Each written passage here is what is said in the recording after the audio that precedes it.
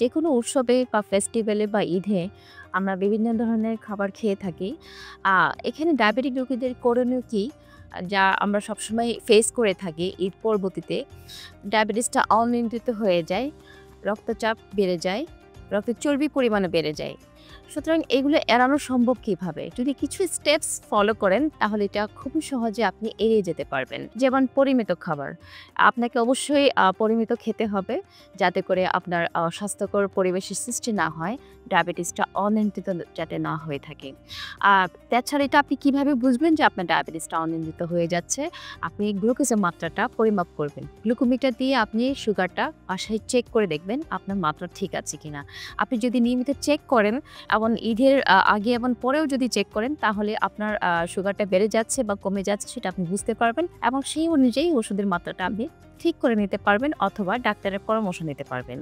আরেকটি ব্যাপার যেহেতু গ্রীষ্মকালে ঈদটা হচ্ছে ডিহাইড্রেশন সৃষ্টি হয়। ডিহাইড্রেশন বা পানি শূন্যতা যদি হয়ে থাকে সেক্ষেত্রেও ডায়াবেটিসটা অনিয়ন্ত্রিত হয়ে পড়ে। সেটি যাতে না হয় আপনি পর্যাপ্ত পরিমাণ পানি খাবেন।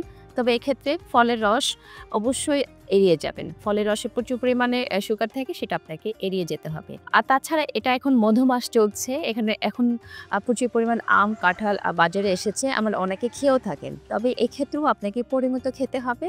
কারণ এখানেও প্রচুর পরিমাণে সুগার থাকে।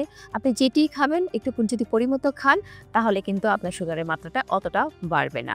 এছাড়া আপনি সাথে যেটা করবেন আপনি ডক্টরের সাথে নিয়মিত পরামর্শ করবেন। ঈদের আগে যেভাবে ওষুধের সমন্বয় করে থাকেন, ঈদের পরেও আপনাকে ওষুধের সমন্বয়টা করে নিতে হবে। কারণ ঈদ শেষ হয়ে যাবার পরও দেখা যায় রোগীরা অনেক দেরিতে ডাক্তারের কাছে আসেন। ততদিনে আপনাদের সুগারের মাত্রা আবার অন্যান্য যে সমস্যাগুলো অনেক বেড়ে যায়। সেটি যাতে না হয় আপনি ঈদ পরবর্তীতে ডাক্তারের সাথে পরামর্শ করে নিবেন।